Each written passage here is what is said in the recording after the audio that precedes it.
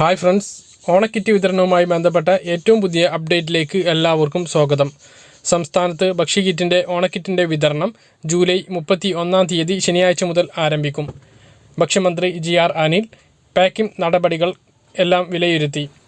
Packing നടപടികളിലെ തൂക്കത്തിൻ്റെ കൃത്യതയും ഗുണനിലവാരവും ഉറപ്പുവരുത്തണമെന്ന് അദ്ദേഹം ജീവനക്കാർക്ക് നിർദ്ദേശം നൽകി.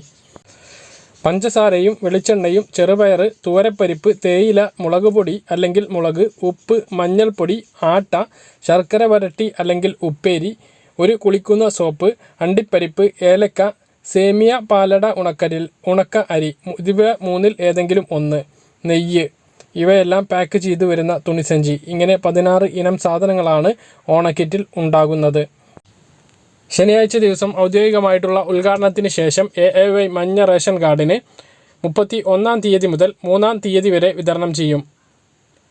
ഓഗസ്റ്റ് 4 മുതൽ 7 വരെയാണ് PHH പിങ്ക് റേഷൻ കാർഡിനുള്ള വിതരണം നടക്കുക. അതിനുശേഷം NPS നീല റേഷൻ കാർഡിനുള്ള വിതരണം നടക്കും. അത് ഓഗസ്റ്റ് 9 മുതൽ 12 വരെയായിരിക്കും. NPNS വെള്ള വിഭാഗത്തിന് 13 മുതൽ 16 വരെയാണ് ഓണക്കിറ്റിൻ്റെ വിതരണം ഉണ്ടാകുക. ജൂൺ മാസത്തെ കിറ്റ് വിതരണം ഇന്ന്, അതായത് ജൂലൈ 28 അവസാനിക്കും എന്നാണ് പറഞ്ഞിട്ടുള്ളത്. ചിലപ്പോൾ അത് നീട്ടി നൽകാൻ സാധ്യതയുണ്ട്. കാരണം ഒരുപാട് റേഷൻ കടയിൽ ഇനിയും ഒരുപാട് ആളുകൾ ഈ ഒരു കിറ്റ് വാങ്ങാൻ ഉള്ളത് കൊണ്ട് തന്നെ അത് ചിലപ്പോൾ നീട്ടി നൽകിയേക്കാം. ഈ പ്രധാനപ്പെട്ട വിവരമാണ് ഈ ഒരു വീഡിയോയിൽ നിങ്ങളുമായി പങ്കുവെക്കാനുള്ളത്. പറഞ്ഞ കാര്യങ്ങൾ കൃത്യമായിട്ട് മനസ്സിലായിട്ടുണ്ടാകുമെന്ന് കരുതുന്നു.